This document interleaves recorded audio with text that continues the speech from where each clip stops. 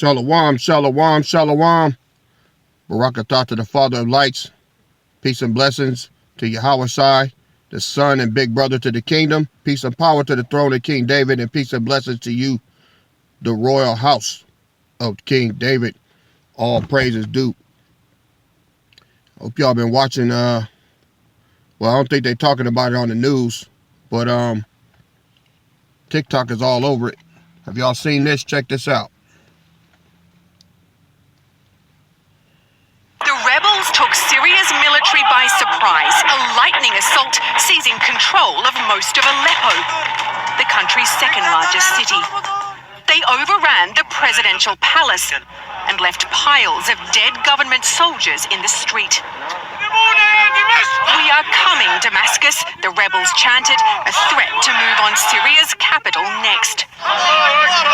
Many of the rebels belong to Hayat Tahrir al-Sham, an Islamist group designated a terrorist organization by the US.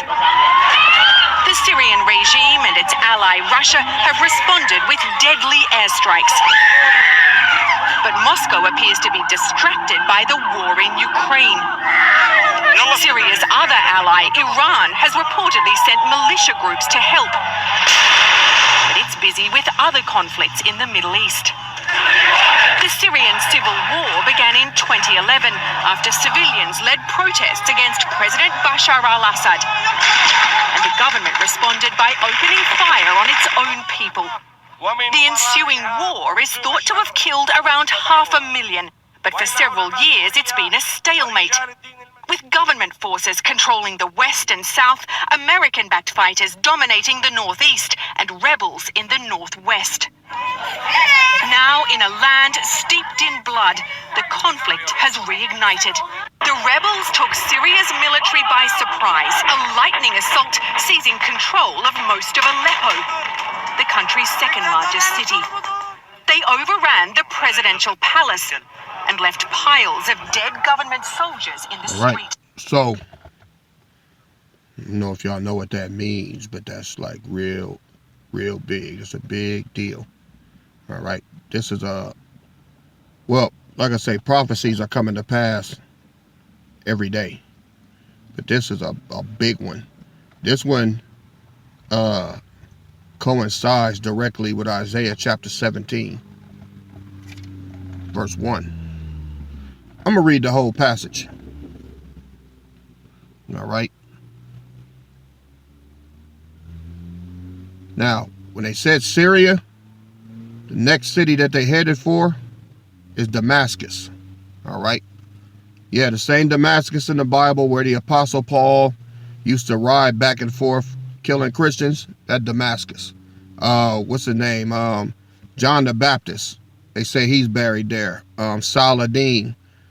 He was a Muslim that recaptured Jerusalem from the Crusaders. You ever heard of Richard the Lionheart and all that? When the British came over here, the Crusaders and Christians, you know, the Knights of England, they came over there and got their ass beat by the Muslims. If a good movie to watch is called The Kingdom of Heaven with Orlando Bloom. I've watched it several times. And every time I watch it, I get something new out of it. It's a true story. The Muslims whooped the shit out of those English knights. All right, you know, had the knights with the swords and everything, and hey, Saladin got that ass. All right, but check this out. This is Isaiah chapter 17, verse 1. The burden of Damascus, behold, Damascus is taken away from being a city, and it shall be a ruinous heap.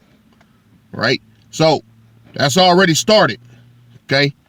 The cities of Aurora are forsaken. They shall be for flocks, which shall lie down, and none shall make them afraid. When this is over with, Damascus is going to be completely wiped out. The fortress also shall cease from Ephraim, and the kingdom from Damascus, and the remnant of Syria. They shall be as the glory of the children of Israel, saith the Lord of hosts. Let me read the New Living Translation in verse 3. The fortified towns of Israel will also be destroyed, and the royal power of Damascus will end. And all that remains of Syria will share the fate of Israel's departed glory, declares the Lord of heaven's armies. Now, why did it say that? Well, who's over there now? The fake Israel's over there, the rats, right?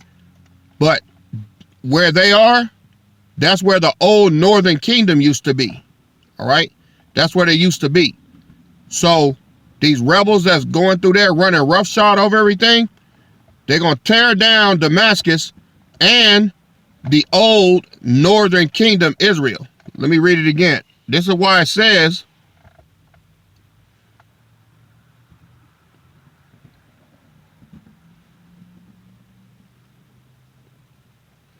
the fortified towns of Israel will also be destroyed, and the royal power of Damascus will end.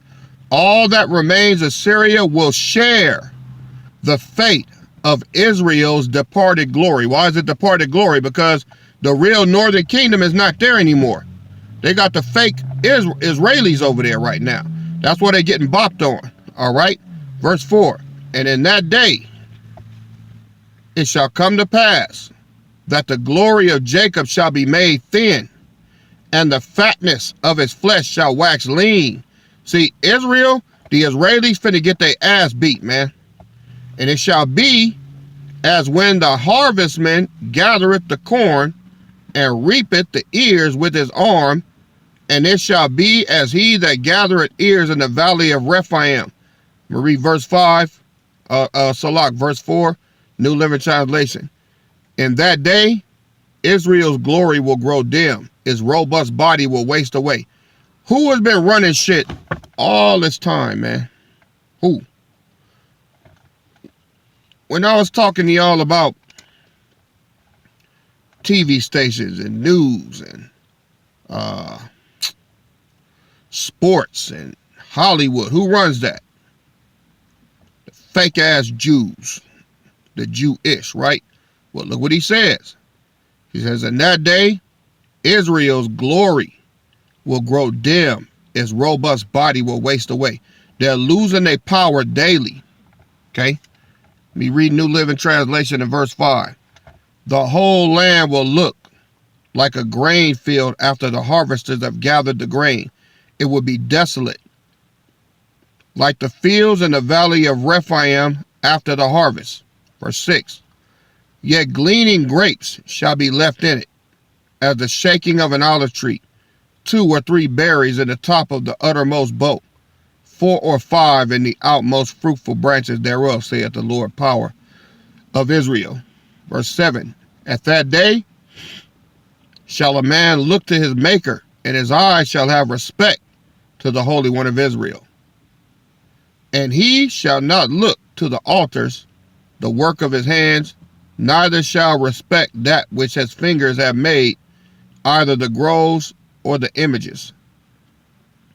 In that day shall his strong cities be as a forsaken bow, and an uppermost branch which they left because of the children of Israel, and there shall be desolation. Let me read the New Living Translation. Verse 9. Their largest cities will be like a deserted forest, like the land the Hivites and Amorites abandoned when the Israelites came here so long ago. It will be utterly desolate. Why? Because you have turned from the power who can save you. You have forgotten the rock who can hide you. So you may plant the finest grapevines and import the most expensive seedlings. They may sprout on the day you set them out. Yes, they may blossom on the very morning you plant them, but you will never pick any grapes from them. Your only harvest will be a load of grief and unrelieved pain. Listen, the army of many nations roar like the roaring of the sea. Hear the thunder of the mighty forces as they rush forward like thundering waves. But though they thunder like breakers on a beach, power will silence them, and they will run away. They will flee like chaff scattered by the wind, like a tumbleweed whirling before a storm. In the evening, Israel waits in terror, but by dawn its enemies are dead. This is just the reward of those who plunder us. This is the just reward of those who plunder us, a fitting end for those who destroy us. Now, let me take it back up and read the King James Version. Verse 10. Because you have forgotten the power of your salvation and have not been mindful of the rock of your strength, therefore shall you plant pleasant plants and shall set it with strange slips. In that day shalt you make thy plant to grow, and in the morning shalt thou make thy seed to flourish. But the harvest shall be a heap in the day of grief and of desperate sorrow. Woe to the multitude of many people which make a noise like a noise of the seas, and to the rushing of nations that make a rushing like the rushing of mighty waters. The nations shall rush, the rushing of many waters. But power shall rebuke them, and they shall flee far off, and shall be chased as the chaff of the mountains before the wind, and like a rolling thing before the whirlwind. And behold, at evening tide, trouble, and before the morning, he is not. This is the portion of them that spoil us, and the lot of them that rob us. So, Isaiah is saying that the fake Israelis that's over there now, this is a fitting punishment for them for what they did. When you read the part where he says that they don't honor their maker, see, that's not their land. That's not their land over there. And what have they been doing over there? They've defiled the Most High's land with all that bullshit over there. Israel got one of the biggest gay parades every year. Them damn kike motherfuckers over there sucking more dick, busting more ass. P. Diddy should have just moved over there. They accept all that shit over there. They'd had his black ass having the time of his life. See? That's what it is. So the Most High now is cleansing the land. He's going to start with Damascus. Now, that Isaiah chapter 17, that also spills into Ezekiel 38, 39, and Daniel chapter 9. Okay? Gog and Magog, what's going to happen is when Israel's position is weakened enough, Russians and Chinese going to attack them, try to finish them off. And that's going to blow up the whole Middle East. It's going to really be a fucking hornet's nest. And what happens after that? Well, somebody got to come and try to bring peace. Y'all know who that is, right? It's the Antichrist. He got to pop up over there and stop all this fighting and infighting that they doing. And this is where they're going to come up with the 7 years of peace, which is going to be cut off in 3.5 years. Right? So that's where we at. Damascus is, Syria's fallen. And I'm not sure if Damascus fell yet, but it's going to, according to the scriptures. So, once it blows up, because right now Iran has mounted a counterattack, and they sent some rebels to go and counterattack the ones that destroyed Syria. All right. So, the fighting is getting more and more intense, which is going to drag everybody into the conflict. All right. So what I just read to you in Isaiah chapter 17, that's all the meat. Okay. But if you keep watching, all right, day by day, things are progressively getting worse and worse and worse. So when this thing bubbles over, all right, and they desecrate Damascus, that's a major turning point for where things are right now. So, this just a little short clip for y'all. I wanted to bring you up to speed on it, but I'm going to keep watching and seeing where things are going, and we'll compare it to the scriptures. All right. But I pray this video was educational for you, and I'll be back at y'all in a minute. All right. Barakatah to the Father of lights. Peace and power to Yahweh Shai. Peace and blessings to the throne of King David. And peace and blessings to you out there. I'll see y'all on the next go round. KD out. Shalom.